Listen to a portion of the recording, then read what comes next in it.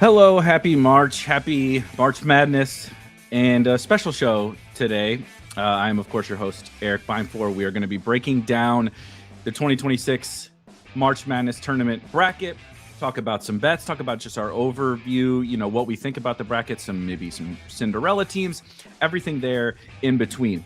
I'm going to be joined at first, of course, you see me right next to me. Jon Schiller, a.k.a. Varnkiss, is going to break it down with me here for 20 or so minutes. We're going to get into some of his initial takes and everything about the bracket. Going to be joined by Jourdan Case and then Jason Lisk a little bit later. So if you have questions, comments, anything, please drop them in. We'll hit as many of them as we can. But we do got to get to everything about the bracket. Jon, when we were talking a little bit this morning before the show, I think the best way to sort of lead into it is just like the bracket gets announced yesterday, right? You're watching by the way, it's tornado. There's a tornado here while I guess it's probably good. I didn't have to listen to Bruce Pearl or anything, but I had the weatherman talking, and I'm just like waiting. I'm a St. Louis fan. I'm just like, please God, like just show me my team.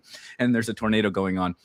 So that was my initial takeaway. But what was your sort of first gut take? Right, the bracket is released. Here's the things that popped out to you. It's such an interesting year because usually we have some controversy going on regarding bubble teams and seed lines. And it was like the bracket got released and it was like, okay, everything's about where it should be. Every team made it. This should, content creators probably don't like it because we, want to get clicks, and controversy, drives attention. But bracket was pretty good. I liked what they did with it. To me, the most surprising thing was that they actually incorporated the Sunday games in the seed lines, moving Purdue up to a 2, Michigan State down to a 3.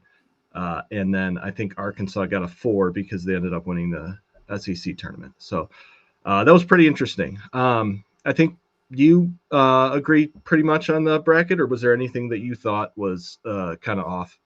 Yeah, it was kind of nice. I don't particularly enjoy the controversy type stuff. I just want to see the best teams in, and I understand, the bubble is always going to have some different perspectives from different people, unless your last name is Pearl, of course. But I think that everybody I don't, I'm not a bracketologist, but the folks out there that would do this, like just about everybody got the field right. You know what I mean? So I think that tells you exactly what you were saying, that no controversy. I think exactly who got in, should have got in. We can quibble about, some certain seed stuff. A couple of those things I think that popped out to me specifically was the first thing when St. John's dropped as a 5. I thought that was a little bit surprising. And so we're talking about, teams, whether they should be a 3, 4, or 5 is ultimately not a huge difference. But I do think being a 4 or 5 as opposed to a 3 this year, as we'll get into some of our takes, I think the 1 seeds are kind of in a little bit of a tier of their own. It would be you would much rather play UConn or Purdue or something like that to make the Elite 8 than you would Florida or Arizona or whatever. And so I thought that was a fairly big deal for St. John's. I thought that they got it. Like UConn still gets there too. St. John's waxed the floor with them. Just recently wins the conference. I understand UConn also waxed St. John's once. And then I thought Vandy got just a little smidge disrespected, maybe a little. They talk about trying to factor in the injury stuff, and I'm not so sure they factored a ton of it. Like Texas Tech was still, without Toppin, still seated about, I think, where we would have expected them. BYU, the same thing. And then Vandy, their kind of swoon during the middle of the season was without Duke Miles. And we just saw over the course of the last couple of days how important he is to that team. And then so they still got, but I think with Vandy specifically, it kind of worked. I really like their draw. Granted, they have to run through Florida again, but we just saw them beat Florida. So I think that it kind of worked out, whether they, whatever seed that they got. But speaking of some of those top seeds, what did you think? That's what a lot of people, what's the weakest region? Which 1 seed, has it the toughest, the region of death or whatever. We talk about all of that. Did you have any specific takeaways on, which 1 seed sort of has it the best? Yeah. Florida, I think, just not the best. Florida got the worst draw. So they got the best analytical 2 seed. They got the best analytical 3 seed, the best analytical 4 seed, and the best analytical 5 seed. They got, as the lowest number 1 seed, I mean, obviously that's probably what they should have gotten. Maybe not all 4 of them the best seed, but So they have clearly the toughest region. That's going to be a really interesting, wide open region to me. And then I think Arizona got the easiest draw out of all of the 1 seeds. I think the only team there that I really like is Arkansas. Over the past couple months, I've kind of just fallen in love with this Arkansas team. And I cannot ever remember saying that about a John Calipari team ever. Acuff is just so fun to watch. He's incredible. He can get a bucket from anywhere. And I don't see a lot of strength in Arizona's region. I think they can pretty much handle anything that they're given there. I mean, if Purdue is going to guard like they did in the Big Ten tournament, they're obviously dangerous and they can win it all. Problem is we haven't seen them do that all year. So it's kind of like with Purdue, it's kind of like the upside is there, but I'm still a bit skeptical because we've seen them just not play up to their standards all year. So those are the 2 things for me. I think the Michigan region is okay. The Duke region, I think is pretty fair, but I think Arizona to me has the easiest and Florida has the toughest. I completely agree. I have it exactly the same in my notes. I do think for me over the course of the last little stretch of the season, right, I don't want to over index on, what Michigan did in the non-con still matters. Like, beating Gonzaga by 40 and such is still a relevant detail, but I think they showed some, sort of chinks in their armor down the stretch. No LJ Kaysen, I think being so heavily reliant upon Elliot Cadeau is always a buyer beware type situation. And, they don't shoot it as well as other teams. Whereas Arizona has slowly started to shoot it a little bit more, right? Braden Burries has come on down the stretch and just, my gosh, he was like a non-factor when they were in the non-con, and now he's like arguably their best player. And Koa Pete is back. Anthony Del Orso can randomly come in and go scorched earth off the bench and win them a game against another elite team. I think they're the team with the least flaws, and they're also sort of still getting better. Like they might have the best roster, they might have the most NBA players on the team. Like, that's why do we like why I agree with you on like Arkansas. It's like, well, Darius Acuff is like a top 5 pick in the NBA draft. So like he can just come out and win a game by himself, which he like quasi did yesterday. But Arizona has this entire, like they got guys who make, this reminds me of like the old school days of like, Marvin Williams coming off the bench for North Carolina, and he's the best pro on the team. Like we may see some of that with Arizona, and then you kind of combine it with certainly Wisconsin and Arkansas are threats, absolutely, in that Sweet 16. I just think if you're one of those 2 teams, you would have been like, you give me Duke with some injuries, or give me, Michigan sort of. Wisconsin certainly feels confident against Michigan. Give me one of those 1 seeds instead of Arizona. And I've been light Purdue. I totally agree with you. I've been light Purdue all season. They really have sort of turned it around here in the last 2 weeks or something like that. I still don't really buy it, and then I just don't think Arizona is the team.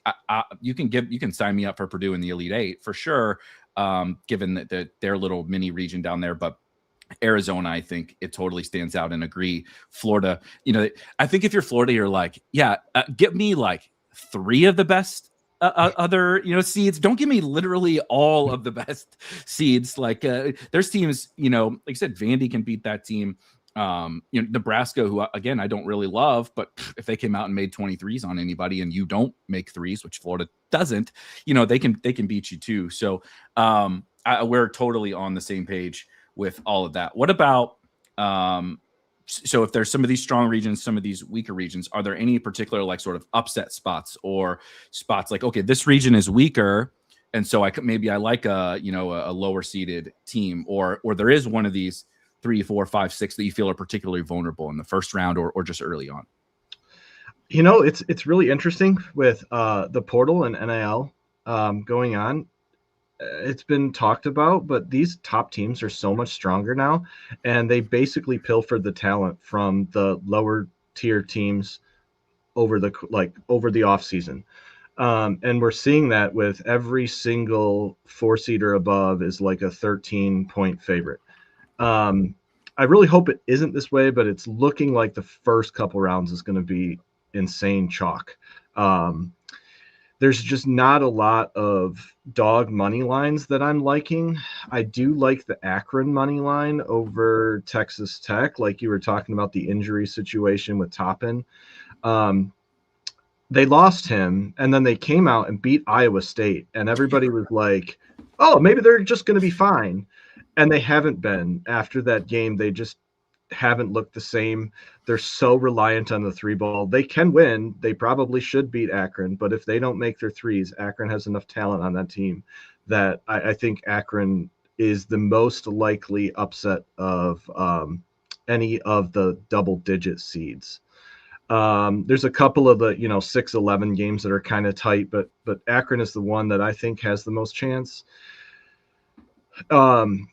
And that kind of brings us into the bracket a little bit, which is, I think everybody understands that the strategy now is just basically take all the top seeds and then diversify when you get Elite Eight, Final Four, pick your title winner, work back from there kind of thing. It's very interesting now because that seems to be the obvious way to play. So it's going to be harder to diversify yourself in the early rounds, I think. The 8-9 games, obviously, the 7-10 games sometimes. But I think everybody's going to have just the higher seeds advancing. And if you want to get different, I mean, maybe you... Man, it's hard. I'm trying to think of like which team here that I would take to like get different, and I don't know. One's like Texas Tech, but I think they're no one's going to have them going far. So I'm looking to do my differences in the Final Four, which matters a lot more point wise, obviously. And when we look at the analytics, we have Duke, Arizona, and Michigan, who are the three best teams by far. Florida lags a little bit, but they've been coming on towards the end of the season. But as we saw, they're a bit vulnerable to Vanderbilt.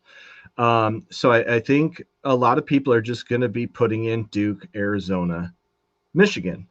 And I think that's kind of where you can get a little bit different. I mean, I'm going to have at least one, most likely two of those teams in my Final Fours, just because they're so good.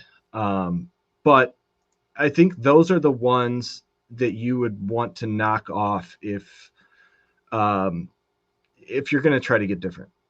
In the Arizona region, I said it, Arkansas is the one that I think is probably the only team that could beat Arizona in that region. And they would be my pick. I don't know how often I'll do that. Probably not at all. And then I kind of like the UConn. They don't have as good of an analytical profile, but if you were to tell me they made the championship game and they finished top 3 in Ken Pom, that's obvious, right? Betting against Danny Hurley in March has not been a profitable endeavor. He's, won 2 titles. Last year as an 8 seed, took the champion Gators to the brink. Probably should have beat Florida in the second round. Should have beaten them. So I mean, their analytics don't really mean a lot to me. I think that they have the talent there. If they can start making some deep shots, I think they have a real shot to beat Duke, especially if Caleb Foster cannot return. So those would be my 2 spots. I think Iowa State has a good chance against Michigan. I don't know if I'll be taking that one. Like you said, Michigan hasn't looked the same. If a team can get hot, but it takes a team getting hot to beat them just because their bigs are just so good.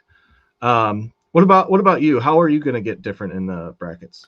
Yeah, so what I like to do is like fill out the bracket with my initial gut takes, and then sort of check myself and see, because exactly like which I'm like, ooh, like I really like Vandy, right? Like, oh, Vandy's underseeded. Like, they just beat Florida, but then you're like, well, everybody, everybody sees, right? Everybody sees that. Everybody sees Texas Tech is right. BYU, Texas Tech, North Carolina. These teams are vulnerable because they lost, BYU's case, their second best player, but all these teams lost their best player, right? Like all Americans, right. And so they're like, well, of course, this is a great upset to pick. And I feel similarly, but I'm trying to win my bracket in an era that I could not agree more with what you said, where I think the overall strength of, say, the top 20 teams is as good as it's ever been. So Sweet 16, Elite 8 and stuff could be, if anybody beat anybody, I would not be shocked at all. Like the Iowa State, sort of limped home down the stretch and then played one of the greatest college basketball games I've ever seen in my entire life in the semifinals against Arizona. And, awesome. Took a crazy Jaden Bradley game winner, to beat Iowa State. So like, right, if they do it, UConn, similar to like Purdue, I've been a little light UConn this year. But I mean, yeah, Danny Hurley and is their analytical profile. Now, part of this is a little bit of their own performance, but the Big East was horrible. And there's only so much you can do. There's only so much you can do. Like, you slip up once. Like, I'm wearing St. Louis gear, right? Like, I'm very well. No, the A10 is not the Big East. But beyond the top two teams, it kind of it's a bunch of mediocre, borderline top 100 teams. And so, like, you slip up once to Creighton, right? The UConn profile tanks. You play a bad game against Seton Hall, your profile tanks. And then you get blown out by St. John's. It's like, sure, but does that really change? Did that really change anything about UConn? I actually quite like their draw. Not for necessarily the Final Four, but UCLA, UCF I'm not particularly scared of, but they could beat UCLA. UCLA, I actually quite like, and I do trust Mick Cronin, but we just saw Tyler Bilodeau get hurt and Donovan Dent get hurt. Right, it's injury questions now. It sounds like they're fine, but every coach says this, right? But before the tournament, because you don't want the committee to be like, the coach comes out and says, yeah, Dent and Bilodeau are out. They're like, oh, we can't make him a 7 anymore. Yeah, we're going to send him to Dayton or something, right? Yeah. So like, how healthy are they really? And then it's like Michigan State has been really up and down.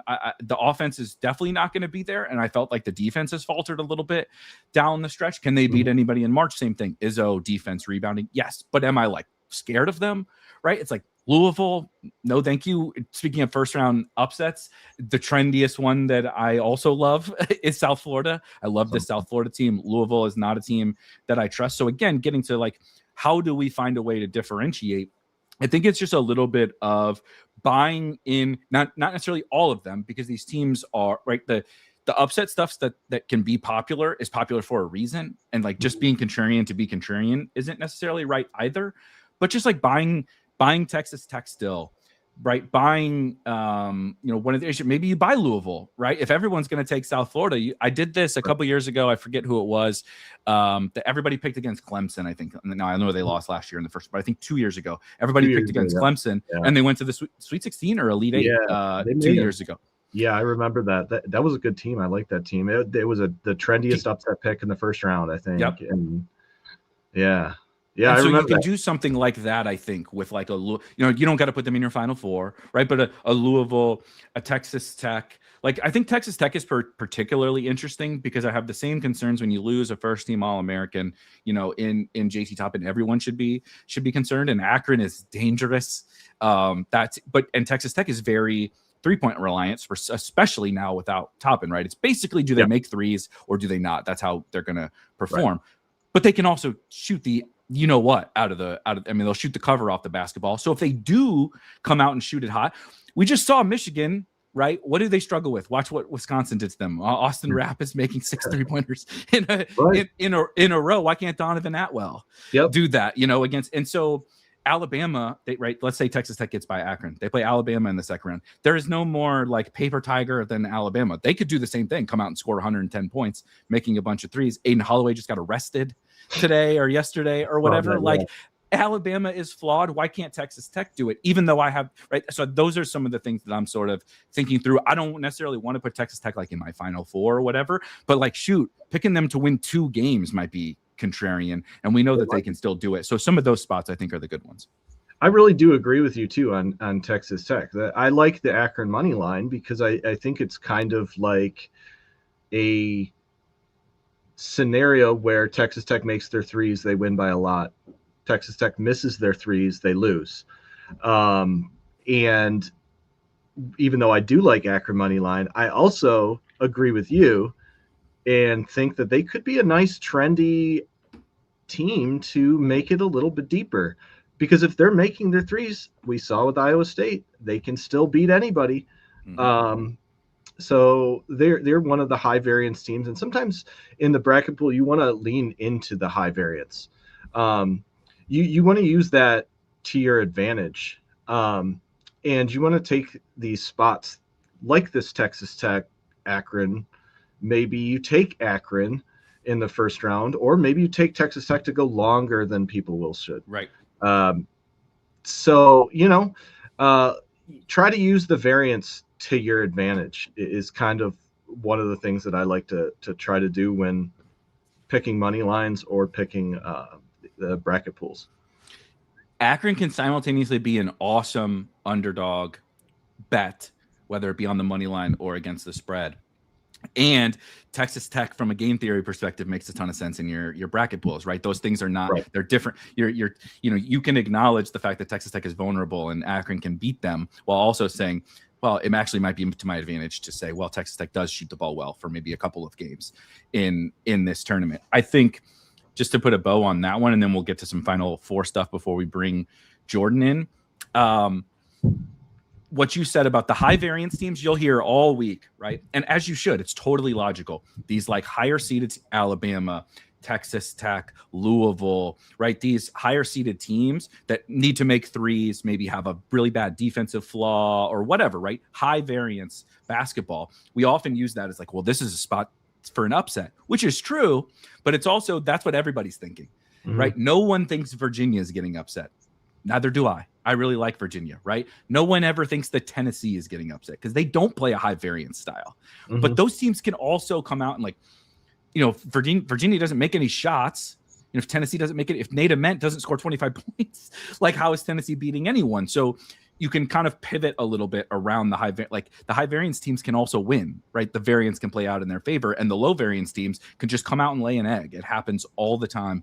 And so that's sort of how I'm thinking about the first round, while still not trying to like get overly cute and I really like South Florida. If I want to pick South Florida, but you don't have to then like pick every sort of chalky, trendy upset, because as you said, I think we can do it later in the bracket and definitely find a way to be unique. So with that being said, what are you looking at from a Final Four perspective? What are you looking at if we are thinking about, all right, let's maybe not put all the 4 1 seeds in, because a lot more people are going to do that this year. What are you thinking about, Final Four Elite 8 teams?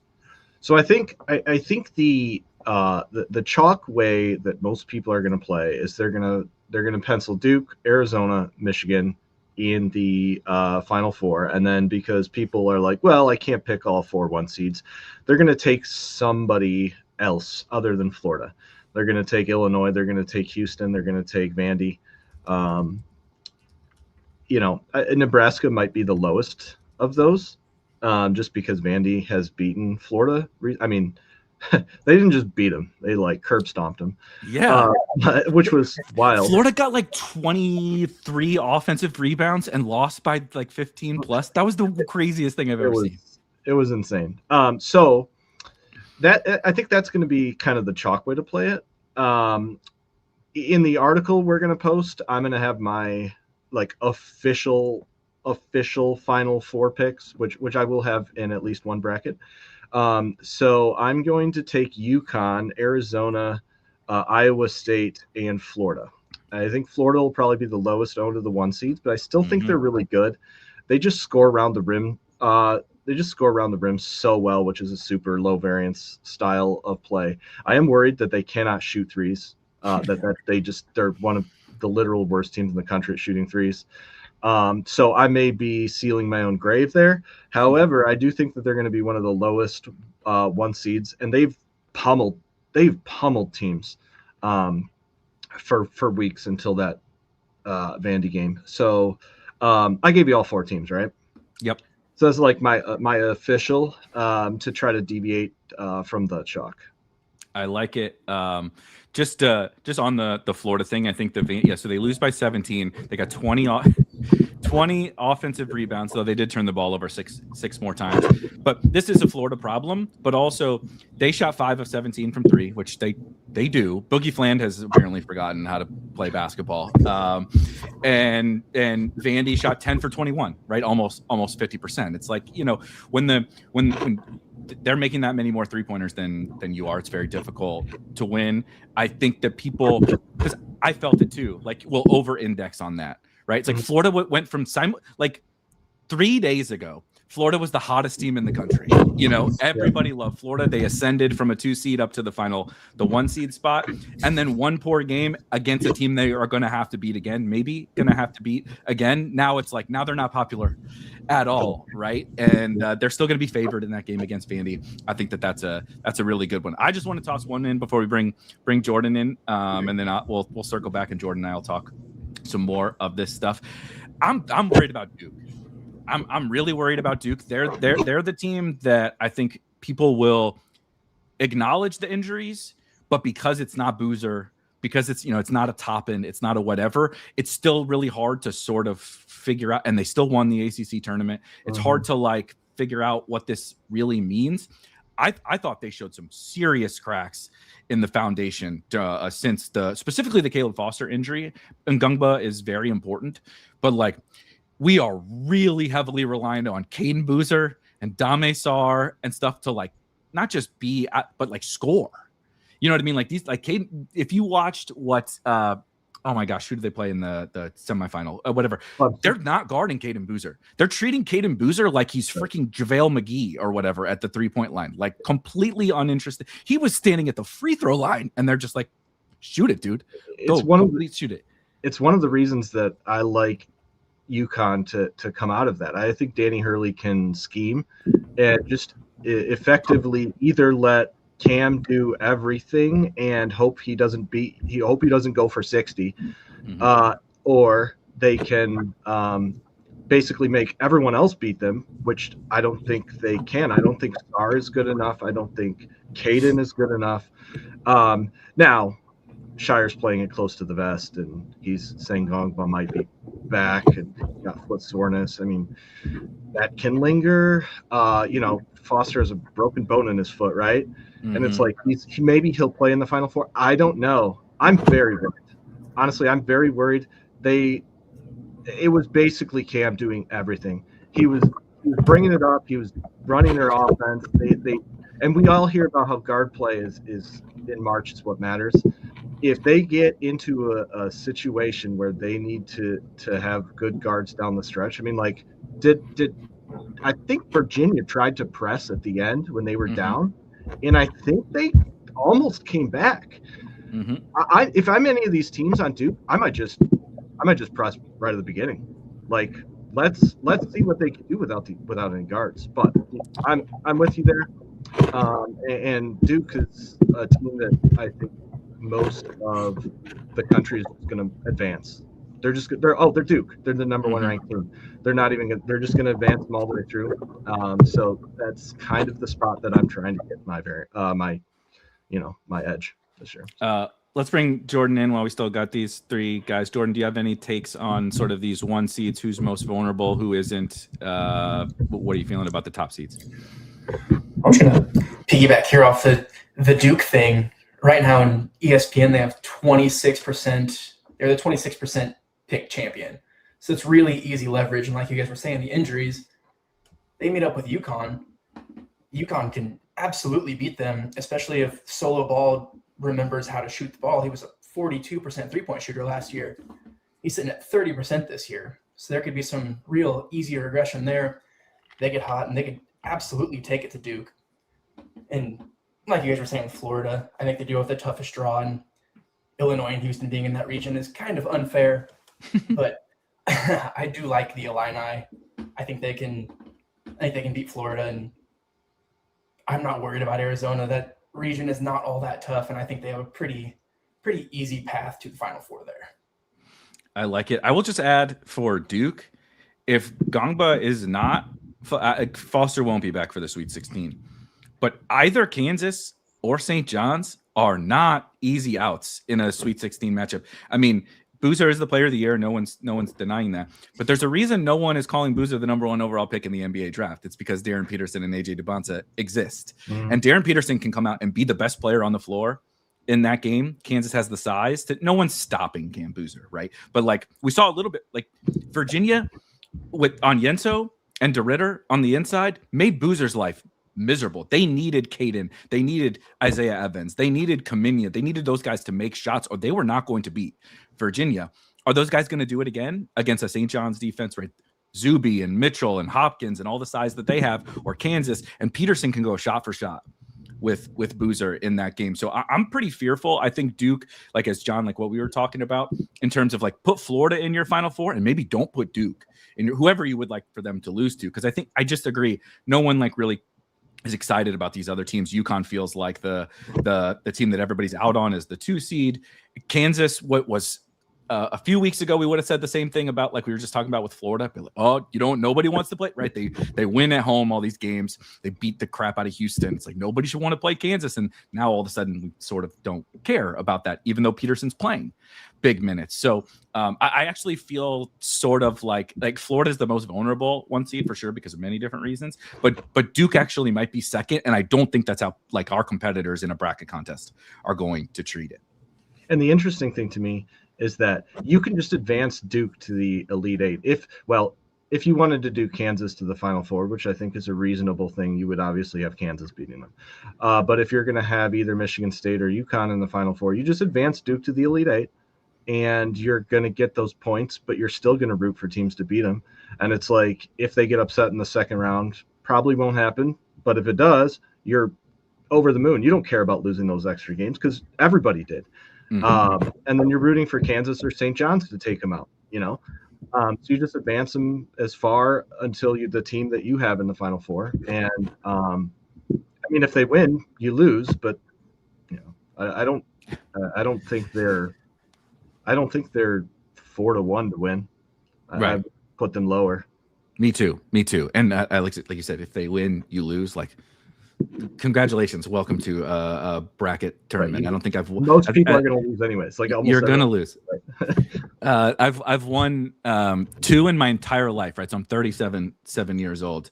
I still will never forget when Syracuse with Carmelo won the national championship, because it's the only time I've ever like truly dominated a bracket tournament. Right. And I was like 18 or 19 years old or whatever it was at the time. My uncle plays in a huge Calcutta. And I was like, you got it. I'm like, I'm picking Syracuse to win it all. You got to take Syracuse, whatever. And he still to this day will like text me like, okay, who is it? I'm like, I've steered you wrong for almost 2 decades, dude. Like the one win I gave you 20 years ago is not a big deal. So we're going to see if we can turn it around. I do like Kansas a little bit. John, anything else before we get out of here? I know you mentioned Akron. Were there any other bets that popped out to you before we get you out of here? You know what? Last thing I'll say is my flag plant here is Arkansas minus 15.5. I think Hawaii, they've made their hay on defensive play against mid-majors that don't have the NBA talent that Arkansas does.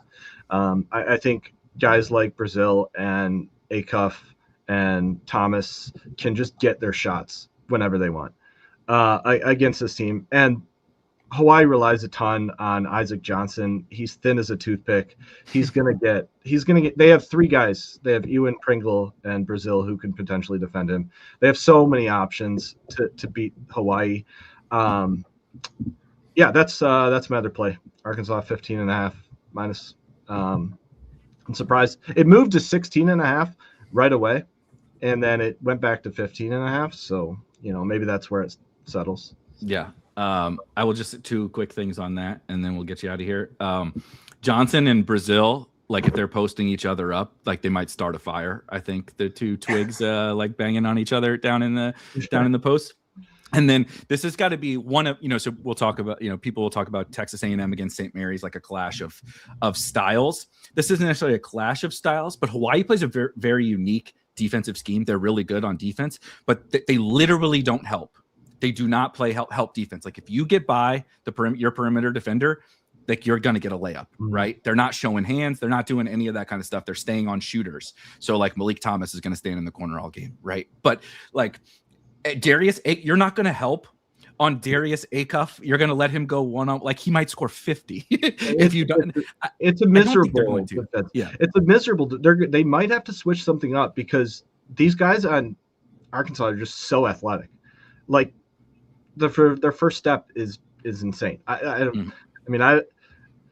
Maybe Hawaii wins now, but like I just don't see how they can compete. I totally agree, and I say that also every year is like I don't see how this I'll write that probably in multiple bets on scores and odds. Like I don't see how this team even scores 50 and then they win 68, 65 or whatever. But Jon, thank you for joining us. Everybody be on the lookout. The three of us will have an article coming out. We'll have tags for those looking to play DFS in Lineup HQ for a monster slate on Thursday. I assume another monster slate on Friday, but make sure you check out everything that John's got at Scores and Odds and RotoGrinders. Thanks, guys, and good luck in your pools. All right, Jourdan. I let in. I want to do the same with you. I let in with Jon. Is like, all right, the bracket got released last night. You're soaking it all in. What was the thing or things that jumped out to you the most? That was your just like very quick and dirty gut takeaway. I think it's just the strength at the top of the bracket. I was reading some stats by Will Warren earlier this morning, who is legendary March Madness statistician. Mm-hmm. We have this year the strongest 1 seeds in history, since in the KenPom history. Strongest 1 seeds, strongest 2 seeds, strongest 3 seeds, strongest 4 seeds, strongest 5 seeds, and strongest 6 seeds in the KenPom era. And matching up with that, we have the weakest 12 line, the weakest 13 line, the weakest 14 line, and the weakest 15 line ever. So I don't expect many, maybe 2 upsets in the first round, but I think it's going to be a whole lot of chalk early on. What do you think, though? Jon and I talked a little bit about this because I totally agree, and it's painful to be a fan of a mid-major during these during these years. But if that's true, and I think we all generally agree, right? You get a couple, and a lot of the times it's the like I really like South Florida, right? And it's like, yeah, they're 5-point dogs. This isn't the upset like whatever. I'm trying to think of past upsets. There's not some 18-point dog winning in the first round. I don't think. But then how do we, right? If everybody acknowledges this, you're filling out your bracket or you're figuring out, you're playing in a survivor pool or whatever. I'm in the midst of a team draft that we've done since I was in high school, just straight up 8 people. We all get to draft 8 teams in a snake draft. What are some teams then that you think would be particularly dangerous that isn't like, right, I don't want to put all the 1 seeds. I don't want it to be all 1s and 2s in the Elite 8 and all the 1s in the Final 4. Who are you looking to target that can sort of create some chaos, more in the Sweet 16 or the Elite 8? Not a super low seed, but I love Illinois this year. They are elite offensively. They have the size to compete with all of the big dogs. Keaton Wagler can take over any game he wants to. I love that team. I think they have immense upside. As far as mid-tier seeds, I don't think there's a ton, but you guys talked about Arkansas a little bit earlier and just the depth of the NBA talent. I worry about the defense, and I worry about if Calipari gets a zone defense thrown at him or something funky and he just can't make an adjustment. And also they have to go through Arizona. And then back to the whole Duke thing with all their injuries and Kansas with Darren Peterson.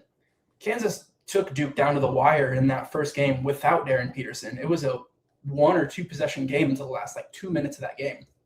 And then got some fouls, some free throws, and Duke pulled away and won by double digits. But, this Kansas team at their peak, they can play with anyone. They've got the best player in the country.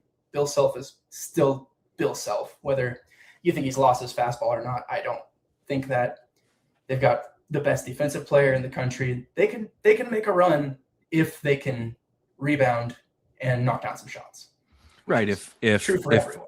Yeah, right. But if Trey White and Melvin Council and Marco, and if these guys can just give me enough, right? Because we talk about Kansas checks every box to me as it stands right now.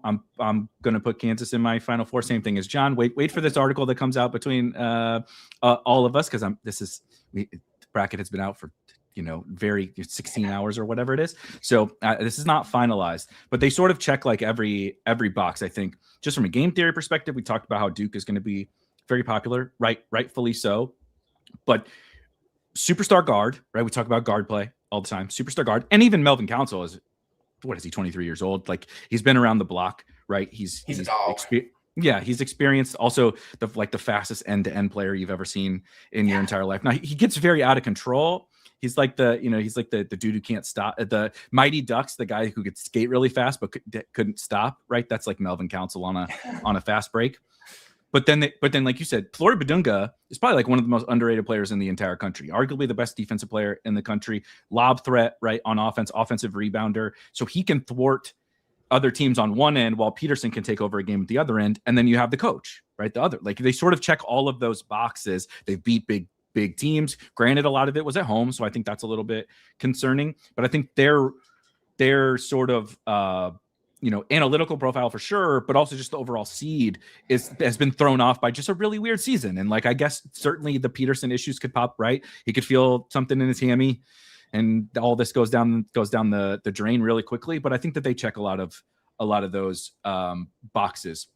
You did talk about very few upsets. We've all sort of agreed upon that. Is there any upsets you do like though in the first round, right? Let's say 11 or higher, because the 7-10 stuff is not really a particular upset, but any 11, 12, 13, 14, whatever, that you do actually like to maybe pull off an upset.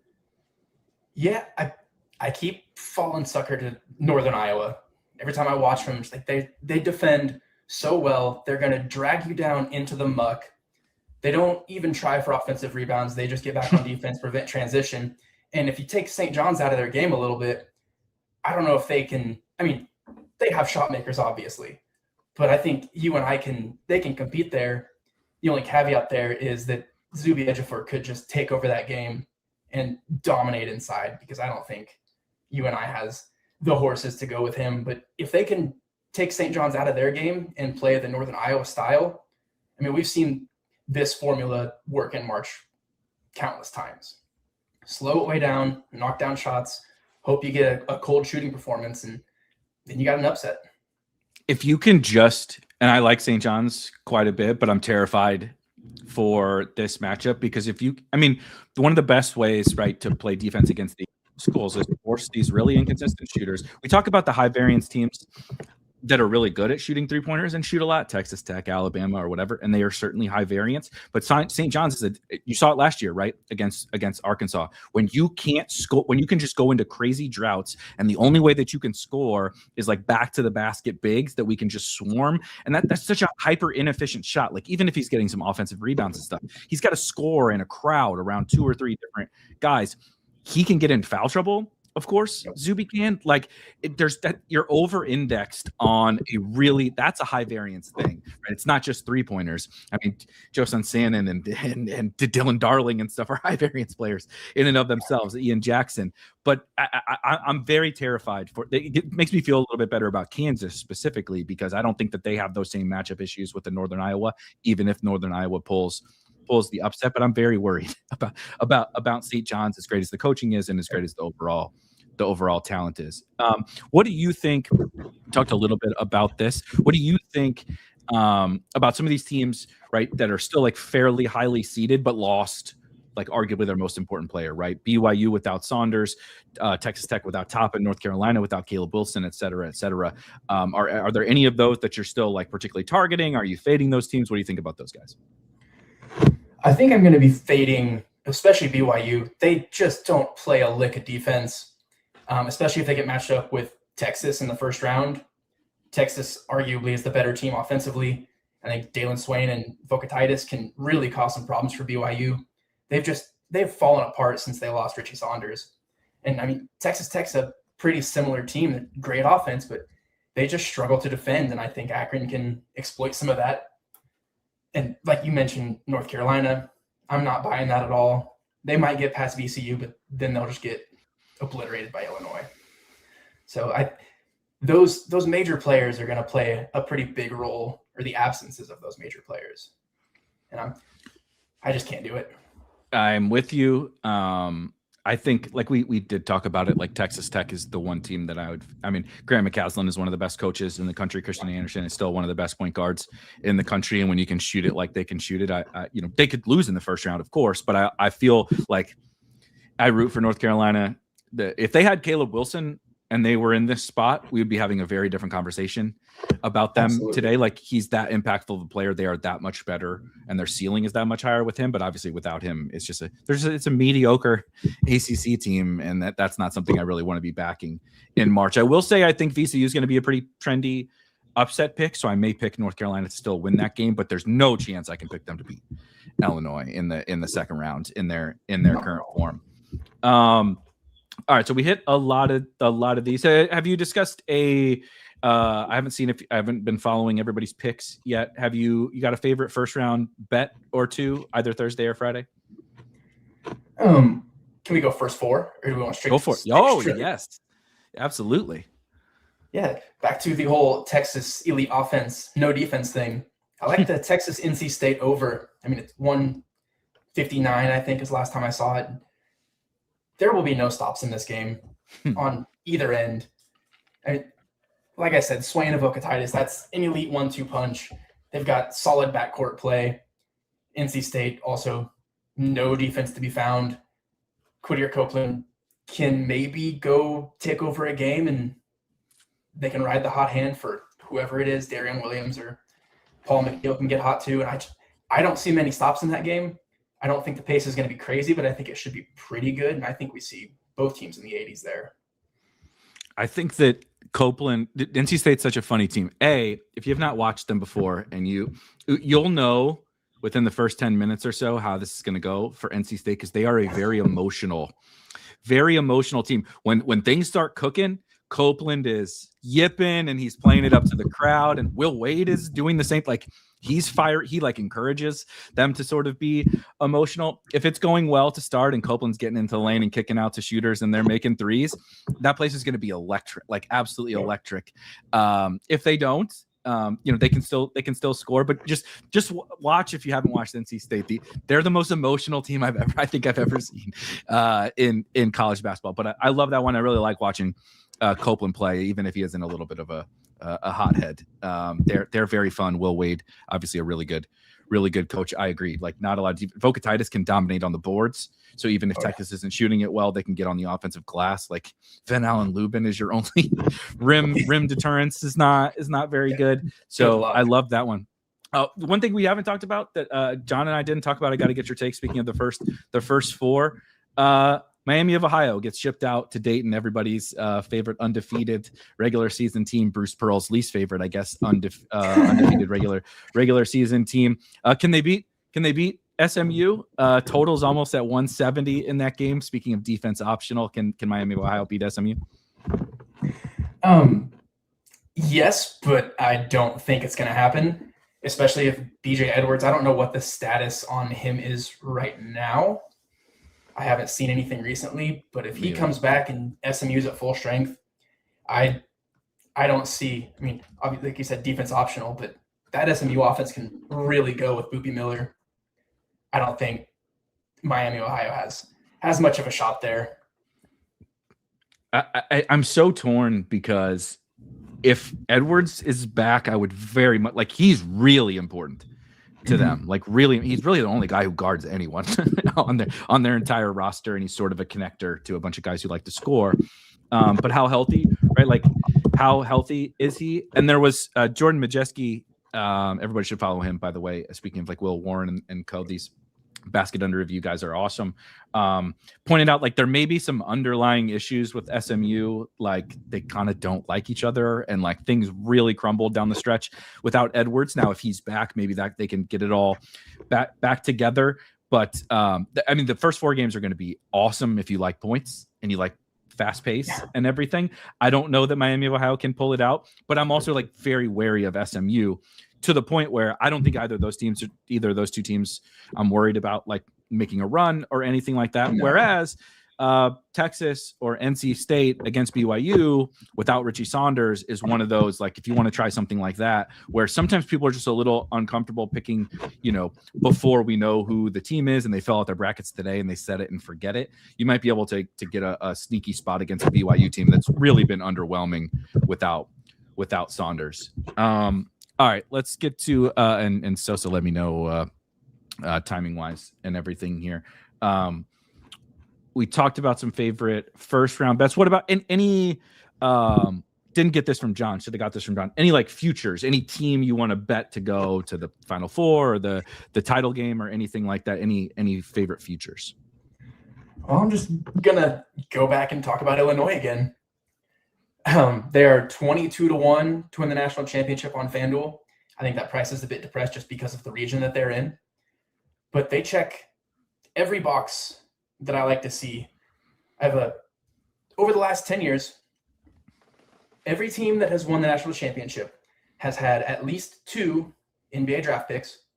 They have 9 of the 10 have been top 6 entering the tournament in KenPom adjusted offense. And 8 of the 10 have been top 30 in defense. And they check all of those boxes. I was looking at the Tankathon big board earlier, and they've got 1 surefire draft pick, obviously Keaton Wagler, but they have up to 5 guys that are on the big board that could be drafted. Mm-hmm. So that's NBA talent littered across the roster. They're relentless on offense. They have the size to compete with anyone. 22-1 is a big number for a team that may be the best offensive team in the country. I don't know how Purdue is still number 1 in KenPom. I would take Illinois every single time. I agree. Illinois 7th overall in KenPom at 22-1 feels awfully nice. I agree with everything that you said from the their recent form has been a little bit up and down, and a lot of. How do you feel about that, by the way? I haven't gotten a chance to so like you'll hear, and I agree, we all care so much about form, like heading into the tournament, right? This team's hot, this team's not. I'm probably tilting as a St. Louis fan because that's been the right one of the hottest teams ever, and then not a very good end to the season. So that's all everybody talks about, right? Is they're not playing at their best or whatever. And undoubtedly that it matters to a certain degree, but that would be the Illinois thing, right? Lose to Michigan, kind of get spanked by Michigan, lose to UCLA, lose to Wisconsin, lose to Michigan State, and then lose to Wisconsin again in the conference tournament sort of down the stretch. Does that concern you at all? And then just like generally, how are you treating the super hot team, Arkansas or whatever, is super hot, but how do you compare that to a team that's maybe not so hot, but you still quite like in Illinois? Sure. So with the Illinois thing, yeah, they've lost 5 of their last 10 games or whatever. 4 of those games were in overtime. Mm-hmm. They're coin flip games at that point.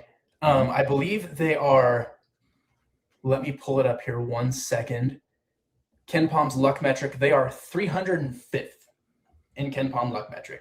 So those coin flips start going their way, we're talking about a whole different team.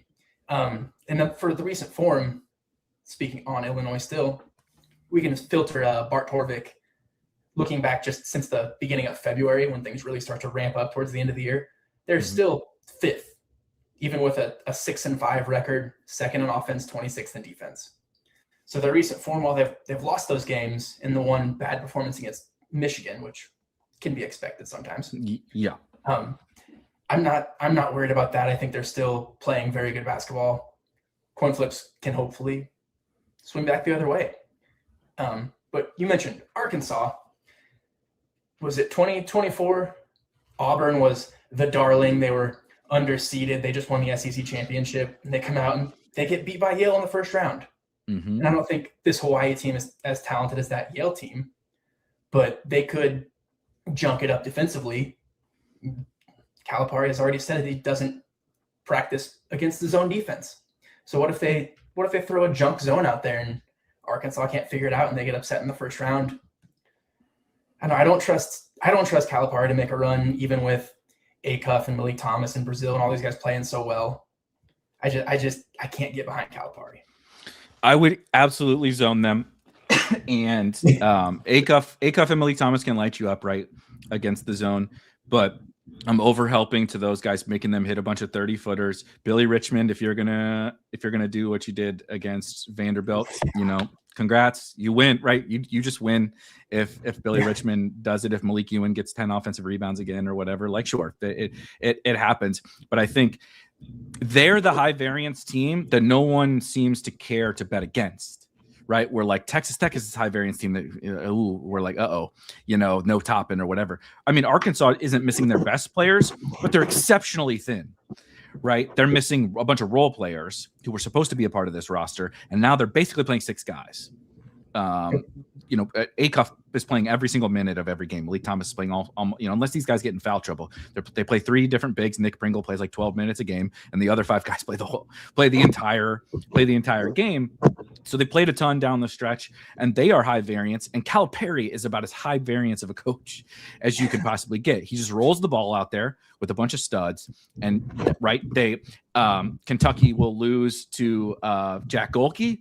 Kentucky will make a run to Kentucky will beat St. John's and make a run in that when they're underseeded or whatever. This team, I don't know. They can come out and beat anybody, and they can lose to anybody. So I think that does make the sort of fading them if they're popular a little bit more appealing. Let's get again. These are tentative. You can change these. Read the article that will come out on RotoGrinders here shortly when myself and Jourdan and John get to it with lots more information than just this. But Jourdan, we got to get final 4 picks. I have a hankering that Illinois is one of them, but who would be the other 3 final 4 picks? Yep. For you?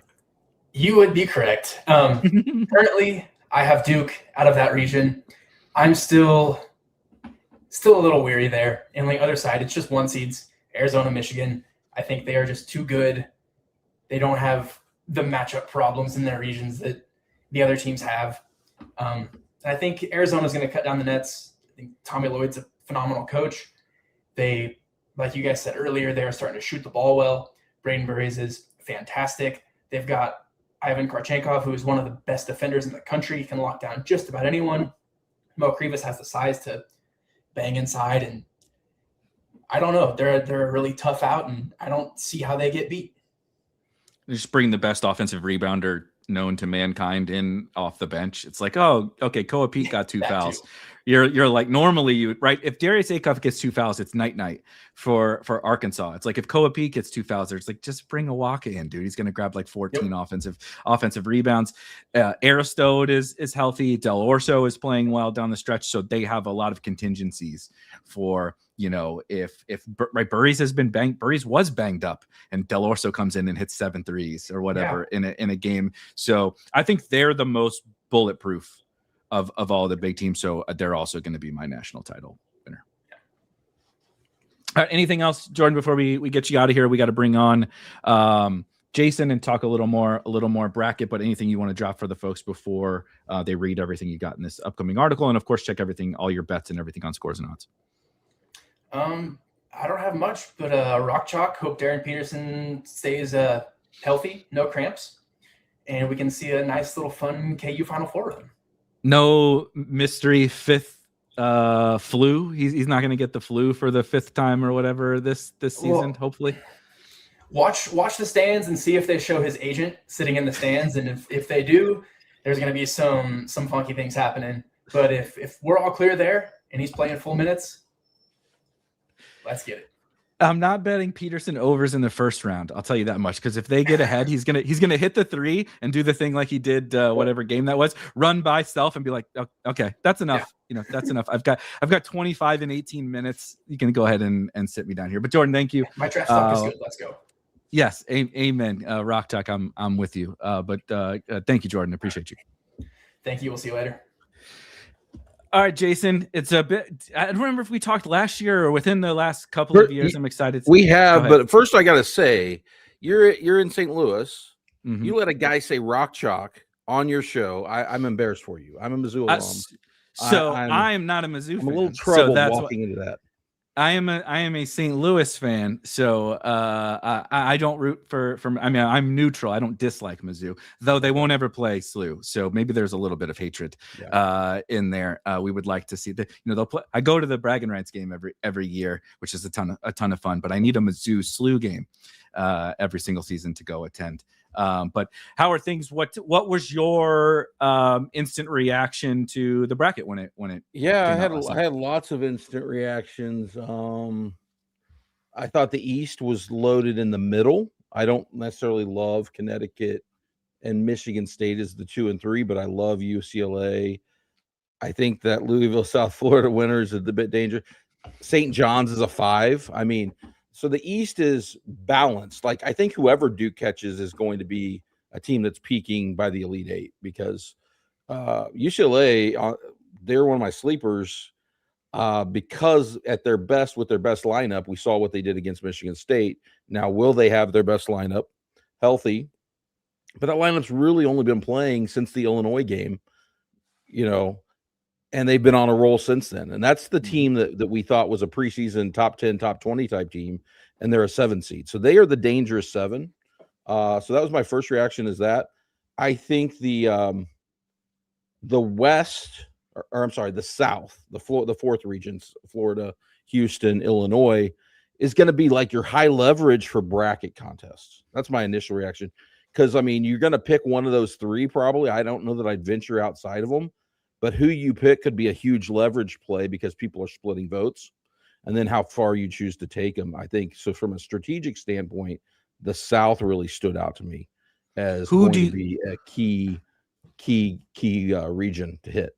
How do you see it breaking down? I don't know if you guys have any numbers yet, or how do you see it breaking down in the South? I mean, I don't think we're that. I mean, those teams are power rated very similarly for us. Obviously, Florida has the 1 seed path and would only play one of them, so they have a slight advantage there. Houston is playing in Houston, which I think in a heads-up game against Illinois, that's a little advantage. Like I would expect that. I would have expected Illinois Houston to be close to a pick 'em on a neutral, and it might be slightly Houston just because it's in Houston. But that's a fantastic Sweet 16 potential matchup. I mean, and one that either team could make a run, but there's so much risk that they lose that game that I think people will be scared off of it.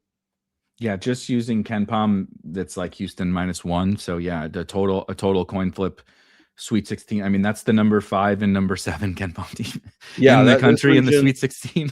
You got 3 of the top 7, 8 teams in this region. So that's going to be a really tough one. I heard you all talking in Illinois. I made an analogy last night, so you'll have to tell me if this is really bad to our NFL days. Illinois kind of reminds me of Buffalo. It's always their year. They should break through. We've seen them. They should. I mean, as he mentioned, they went 0-4. They're 0-4 in overtime games. Lost 2 other close games. The only games they've lost by more than I think 4 points or in overtime were the one to Michigan, and I think one early to somebody else really good. One of the 1 seeds. I can't remember who it was, but UConn. Yes. When UConn was in good form, and so other than that, 4 overtime. So if they have reverse overtime luck, they're a 1 seed. If they have slightly better overtime luck, they're a 2. Like if they're 1-3 in overtime and their record looks like they're a 2 seed. Because they're probably like the 9 or 10 on the board. I didn't see the seed list yet, but I guess they were somewhere around there. And could have been easily where Purdue is, which is in St. Louis, as the 2 seed in a different region. So this region's loaded. All of these are title contenders. These are the kind of leverage plays you really need to look at in the larger your pool gets, right? Pick your horse. I think any of them could be that key play. I like Illinois, but like I said, they remind me of Buffalo, and they just don't. They should win the title. You're like, this is their year. Look at the bracket, and somehow, yeah. But they're so talented. They're definitely up there. I think Houston has the pedigree, and we know they can get after it on defense. And this Florida team, I have concerns. They obviously, and we saw it in the Vandy game, and we saw it early in the season. Elite front line, backcourt questions. Will they go 6 games without that backcourt costing them?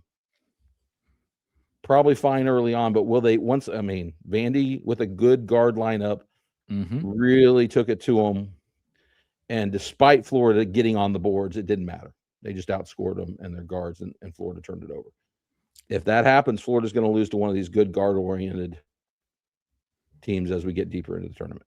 I totally agree. So a couple things. I think that region is as you said, like the most important thing to sort of not I don't mean nail, like predict perfectly, but sort of have a gauge on what are other people going to do, and like you said, figure out where the leverage spots are. But it's difficult because it's the best region in terms of, like you said, I think all of these teams are outstanding. We've sort of hit on that for the last hour, just how loaded this region is. But they all have sort of these flaws where you don't necessarily feel like super excited to ride any one individual horse. I think that's why the leverage component comes in so highly. So I'll just say the Illinois, I could not possibly agree more about the Illinois comparison.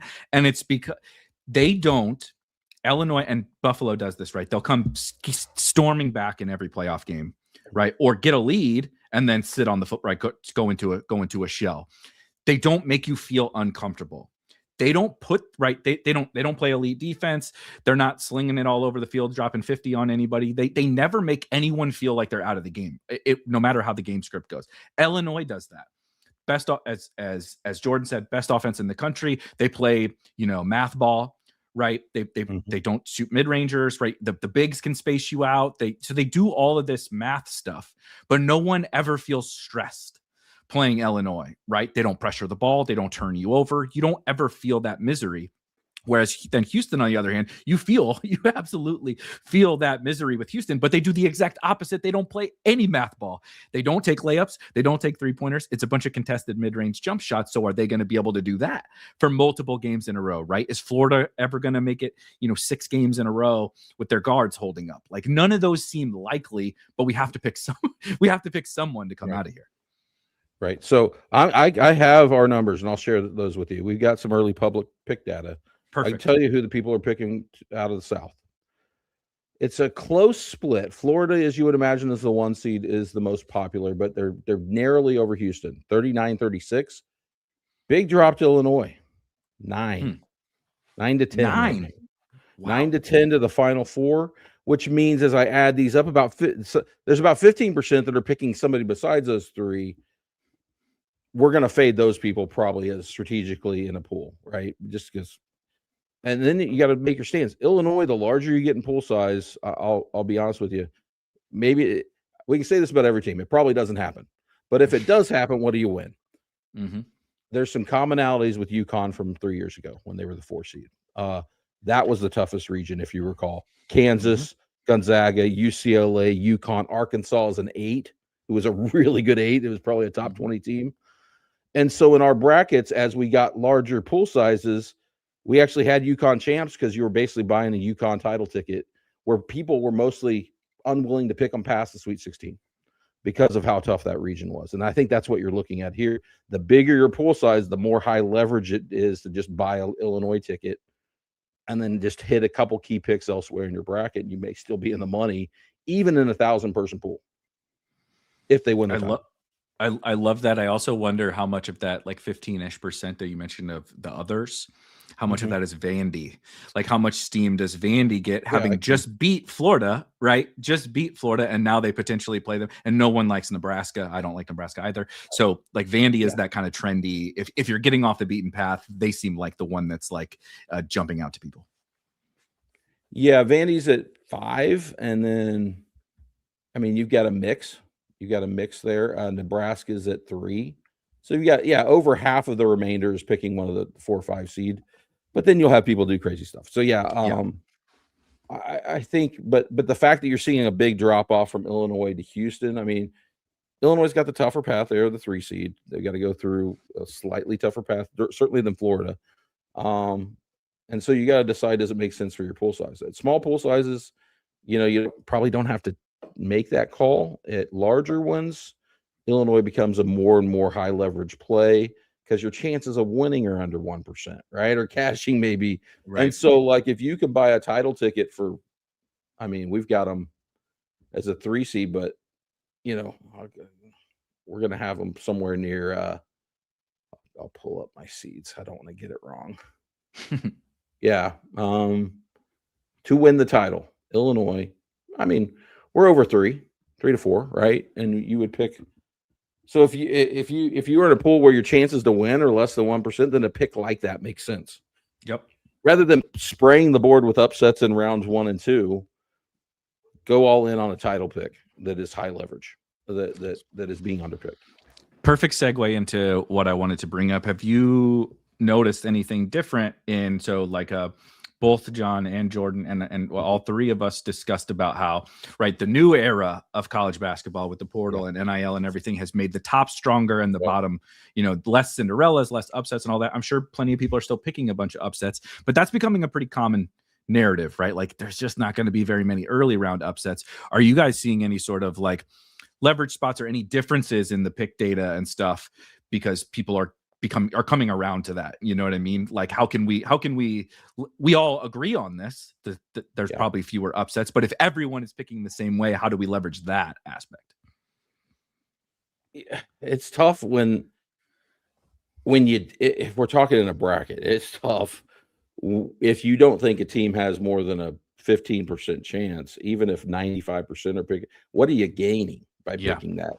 I mean, unless you're getting an upset bonus, unless you're getting a seed difference or a seed number bonus, then you think about it. But in a straight bracket, what am I gaining by picking a 14, even if I think they have a 20% chance and they're only 5% pick? That'd be my position is there. We definitely are seeing the separation. We've debated this internally here recently. Like, for some stat geek terms, we start off a season with some priors on teams. Mm-hmm. And lately our priors have just been too low. And we've talked about how we need to increase that because it's affecting kind of our rating. And I think some how people rate some teams, because these 1 seeds have dominated more than we've seen relative to the average NCAA Division I basketball team. Like, they're just so much compared to 10 years ago. What they are versus your average team, which is a mid-major or the worst Power 5 team in the country, is probably average. Ohio State, St. Louis, right? South Florida, what they compare to those teams. Yeah. I mean, those are bubble type teams. I'm talking like the 150th best team. Oh, yeah. They're like dramatically better. Like, they're 30 points better now. They were 21 to 22 a decade. Penn State or something like that. Or just your average, your low end Mo Valley team or below average. So there's just such a big separation, and so that's why we're seeing these spread numbers. They're legit. Now, do I think there's value on some of the dog numbers straight up? Yeah, I do. I think you can find value on teams that have gone on runs, who have changed their lineup in the mid-major level, who people don't pay attention to. And so the true number isn't what KenPom shows, because their lineup's vastly different than what they played in December and November. I mean, there's plenty of teams like that. Tennessee State is one example that comes out to me of a team that looks way better now than what they look like in November, December. Idaho. I mean, I'm not going to pick any of these teams to win. I'm not going to pick any of these teams to win, but they're better than their full season numbers when you break them down. Like, they should be power rated higher, and you might be getting some line value in certain cases. I love those. And how much do you guys try to, and like the art versus science, of some of that stuff? We talked a lot about, right, the Toppins and the Richie Saunders and the Caleb Wilsons and stuff. We have on-off data. We have, samples of small samples of games without those guys. But how do you guys sort of go about that kind of art versus science part of how do we effectively value these teams with both lineup changes and then missing players and different things that have changed about the team over the course of the season? It's very much art and science, right? Like, but you're going to get an edge against people if you make stands on the numbers at small sample sizes. You're never going to satisfy a large sample size with a basketball season that starts with 33 games, and then you might have 10 with that lineup. Tennessee, for example, has, I think, played 6 games with their best lineup because of injuries. Just as an example, like, how do you value Tennessee? And they're not even a mid-major, but we look through the data. It's like, is there a reason why we see this team playing better with this lineup? Can we see a reason in the underlying player data? Oh, they stopped playing a very inefficient shooter in place of a much better one. That would seem to be a real effect versus they swapped out 2 bigs that look very similar. I don't see how that necessarily is sticky. That kind of thing we're like evaluating. But yeah, there's lots of calls. I mean, I was on Colorado State last year. Unfortunately, they got a tough draw with Maryland, but that's an example where I saw in the data. That was a heartbreaker. That was 10 to 12. I played them in the conference tournament, pre-tournament, because I thought this team's way better than people think now. And then they went in and drew Memphis. That was a great draw for a bracket pick because people, probably thought Memphis was okay. So that's an example. I mean, UCLA is that team for me as a 7 seed this year. I mean, I am fairly convinced that this version of UCLA, if Bilodeau's healthy, is a top 15 type team. Certainly with a tough draw. Has to go through UConn and then Michigan and then somebody there and then Duke's region. But they are legit like that caliber of team that can make a run because they just underperformed and now have their best lineup playing. I like them because they're a combination of, you mentioned like priors heading into this. I have a preseason UCLA national title ticket that I ripped up months ago, and then I went and got it out of the trash about 3 weeks ago because of exactly like what you said. It took months, but they found a lineup that works for anybody that wants to know but behind it, they essentially went small, but to a small ball, like 5-out type lineup. You mentioned Tyler Bilodeau. Essentially sort of playing a quasi five. They're sort of positionless. It's a bunch of guys who can all handle and can all shoot, and they can switch on defense. And they've been playing terrible centers that can't play, that basically can't play, and they're just like straight rim protectors, but they're not even very good at that. And they bogged down their offense, and they didn't really help their defense. So they leaned into this new lineup, and then poof, right? Look, they beat Michigan State. They play better down the stretch. Now we'll see about their injuries, but they're one I'm monitoring. They couldn't really, do that closely. though until Sky Clark came back from injury because Trent Perry emerged, but Sky Clark was out. And so once Sky Clark came back and Trent Perry stayed in the lineup, that basically exploded what they were able to do. And now they have one of the best point guard distributors in the game with 4 shooters around them. And when you have 4 instead of 3, that changes the dynamics in college basketball at the elite level. I will also just add on UCLA that I was highly encouraged. They lost to Purdue in the semifinals of the Big Ten tournament. Bilodeau did not play. Donovan Dent played 10 minutes and got hurt. And they went down like 15 or something like that, battled all the way back. They were down 2 with 2 minutes left. They lost by 7, but like it was the Trent Perry show. He took over, but I was like, those are some of the things like that you're talking about. That's like, go to KenPom. None of this is like, it's just an overall season outlook, and the nuances are really not or whatever. We like.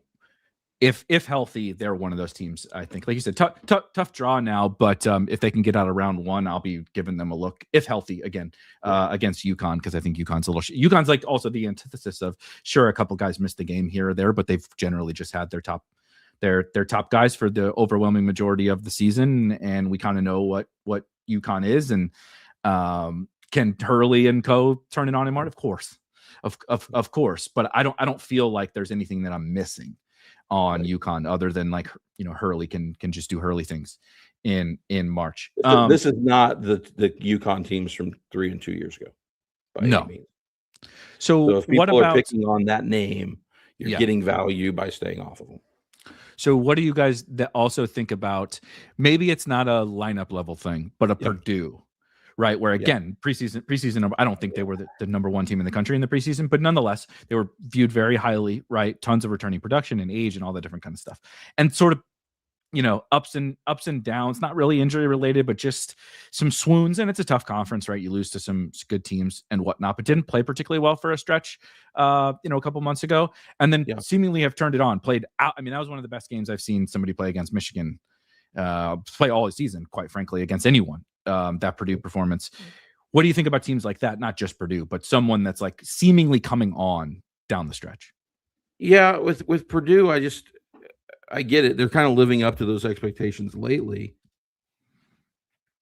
Will that defense hold up? And you never know, right? They are capable. They are on that short list of teams that can win a national title if things break right.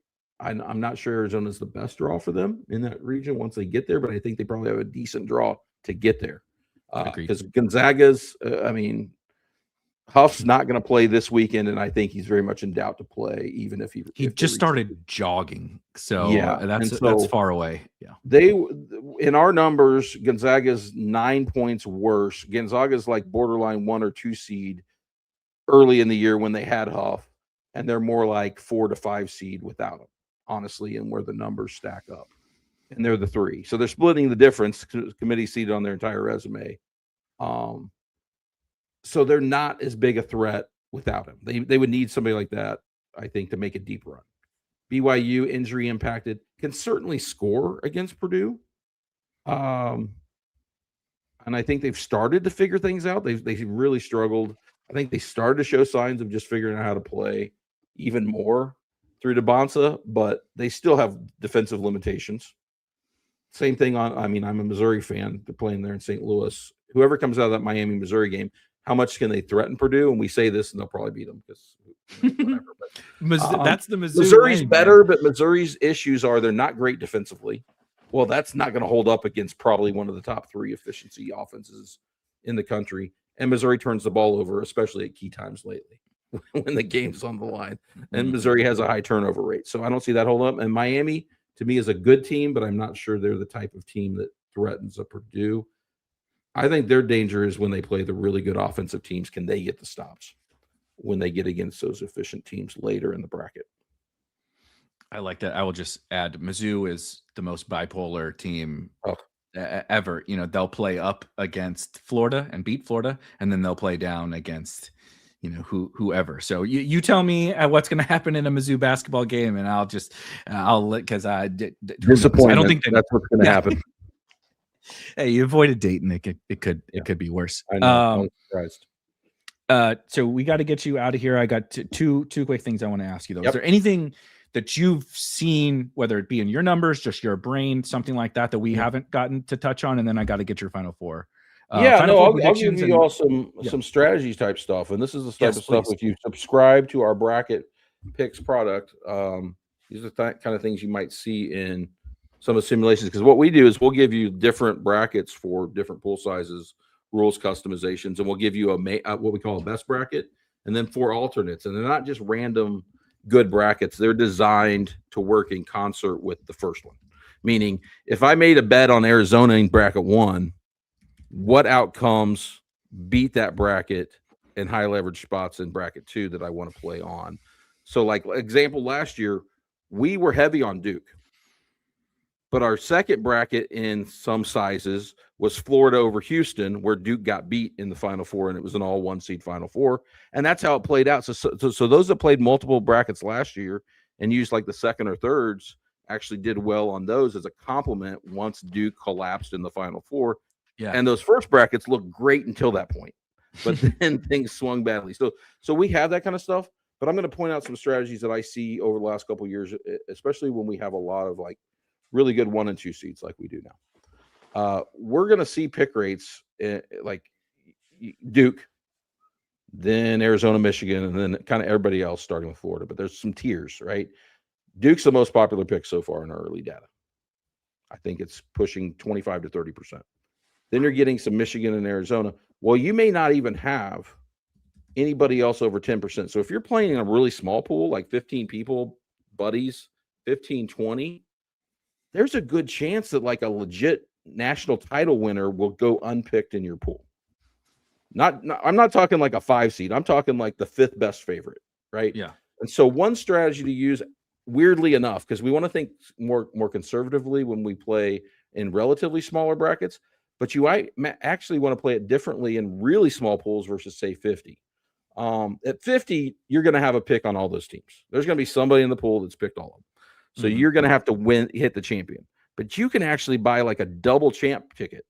You can buy the team I want, and then that 4th or 5th best team as the runner-up, and nobody's probably going to have them. And you've in essence bought, hey, if that's the final, no matter who wins it, I probably win the pool because nobody picked that team to go further than me in that size pool. So that's just a strategy to think about, is like, it's one that I've learned about through actually viewing our simulations. I'm like, why does it have that? Why does it have that team who's the 5th best, but it has the 2nd or 3rd best as the runner-up in a slightly larger size? Well, that's why. It's basically buying you an extra national champ ticket on another top contender. So think about that strategy as you put your pools together. If you're in small pools. I love that. Yeah, I love that. Anything specific to the really bit, right? Somebody's going on ESPN. I want to take down one of these big ESPN, or somebody's just in I am in a big, one of my high school buddies still runs a very, very, very, very big pool. Any specific strategies to that? Really big pools. I mean, I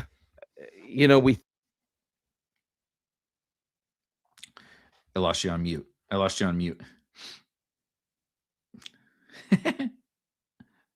Still muted. Something with the mic. I don't know if it came unplugged or what. Can you hear me? There we go. We're good. You're good. Okay, sorry. I probably No, bumped it happens. I haven't Yeah. pulled it. I had to I'm I a had to hand change talker, the- man. So I've knocked mine That's how I over am. and everything. Bigger pools. Yeah. So, we think you have to get wild. And sometimes you do. Like if you think there's a legit, like my UCLA stand. Well, maybe in a really, really, really large pool, like 10,000 people. That's you're buying a UCLA to win national title ticket or something like that. And you're just like, this is my UCLA win national title bracket. And if it hits, maybe I have a chance to take down a large pool. That's one way to play it. But we've also seen like just having like UConn and some other key bets probably won you 2 or 3 years ago. Having UConn Purdue was necessary even to take down a large pool, and you probably had to have a couple key leverage plays through the Elite Eight. So I guess don't assume that you have to have like a crazy champion. You just have to find leverage somewhere in those key rounds because you just got to get more things right. So you have to hit the title winner. You may have to hit the runner-up. Probably in a large pool you do, unless it's Kansas versus North Carolina, and you probably still did once you got to several thousand. So don't be afraid to get crazy. Use some leverage. But yeah, like those are the pools. Like this year, Illinois is certainly in play.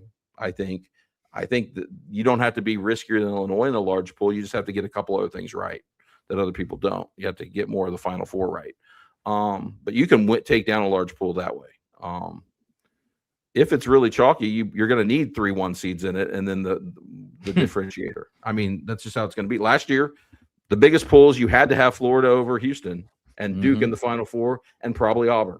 You probably had to have all four. So it can vary from year to year, but yeah, look for your leverage spots. And then what I'm generally seeing in the data, you're probably going to want to fade Duke in larger pools just because of the popularity. I personally think they're a little overpriced in the futures markets still. Those are one-way markets. To me, they were number one if fully healthy. But if you tell me that maybe 2 starters may not be back by the second week, there's just more downside risk. Where I'm willing to, if people are going to make them the most popular, I'm going to have to play against them a little bit, especially at larger pool sizes. So that's probably my large pool strategy this year. That makes me feel good because that's my current strategy. So we will find out. I'm a St. Louis fan, but I've also rooted for North Carolina since I was a little kid. I grew up in just post Jourdan. Like I was too little. This has been a rough Jourdan closing stretch for you then. Not ideal. It has not been. The first few months of the season were very fun. SLU turn around their defensive issues because I'm just like the defense has collapsed. They were elite defensively. So what's going on? I think some of the offensive swoons and everything, and then people don't need to hear about this because it might only matter for one game. Sorry, right? You're totally fine. But I could go for days, right? I have season tickets. I go to all the games. I'm excited about them. I'm excited they're in the tournament, and no matter how it goes. But they're a really talented but flawed mid-major roster where each sort of piece outside of Avila has like a specific function. When it all comes together, the machine works well. But like Amari McCautry is arguably their most important player defensively and helps create, but he can't shoot a lick at all. And he turns the ball over like it's going out of style. Same thing. Kellen Thames, one of the best 6 men in the entire country. One of the only guys who can challenge Cohen Carr to a dunk competition, but he can't shoot. And he can only play X amount of minutes. And so when those guys are on the floor, teams have adjusted to how they schematically play against them. So Schertz is really struggling with lineup combinations. And a lot of the times, like if you get into a hole, he needs to play the offensive guys. You got to play Trey Green. You got to play Sharma, and you got to play that. And that hurts your defense, right? And so that's, I think, going to be the struggle here. Can they take care of the basketball against Georgia's press? It's probably going to be the most important thing. And can they defend the offense? Can they get on the glass? Because I think they can score on Georgia. And I think Georgia's guards will take some really bad shots and keep them in the game. But if they turn the ball over and can't rebound, it'll be over quickly. Well, good luck to that. I grabbed Georgia right away, so I apologize. 2.5 because I'm just like playing on the form. If they reverse it, if they play like they did up until 3 weeks ago, they'll win that game. But I have my concerns, especially hearing about the foot issues that I was having as well. Just too many concerns for me, but yeah. So I didn't mean to get us off, but I know you're a SLU fan. I love to hear the insight that you have as well as we think about teams. I'm almost happy they didn't beat. I mean, that was a heartbreaking loss, but I'm almost happy that Robbie got another day off of the foot, because I think it's a real problem. You know, it won't be a problem because they won't beat Michigan even if they win, but it was a real problem in the conference tournament. So, all right. We got to get Jason out of here. Thank you so much. Producer Steve dropped a link in the chat that you need to check out, poolgenius.teamrankings.com. He's got all sorts of good stuff in there. I don't know if you have anything you want to tell the people. Expanded survivor picks this year with Logic. If you play in survivor pools for NCAA tournament, which are wild, we've increased the logic. So now they take into account who you've already picked to recommend better combinations in the future, like who you can and can't use together. So I think that'll be exciting. You should check that out if you're big into. There's a lot of pools at Splash now, a lot of other places. So we've expanded. That's one of our big pushes, is to really dive into that this year. So in top of our brackets, we've got a lot more to offer on Survivor. I will just say before we get out of here, I used the PoolGenius stuff for my NFL Survivor this year. It went excellent. I lost when I went against it. When I tried to I know better type situations was when I would lose, and I will be using everything for my brackets. To be fair, I lost plenty of entries using our picks too. I mean, let's be honest. I had the Rams on a Thursday night against the Niners. I did that too. Yep. Yeah. So it works both ways. That's why I play a ton of entries, so the luck balances out and I can win pools. But yeah, lots of good stuff with Survivor. Check us out. We like to bring that logic to the NCAA tournament. It's a fun game. It's a bit of a wild game. Way more picking underdogs by the late rounds in NCAA Survivor than you would in the NFL. I love it. Make sure you check all that out and be on the lookout, of course, at scoresandodds.com for my and all the rest of our team's betting picks for the tournament. And we'll have an article breaking down everything about the bracket and DFS and betting and everything here at RotoGrinders very, very soon. But for myself and for Jason and, of course, for Jourdan and for John, I'm Erik. That's our March Madness bracket breakdown. Good luck in your contests.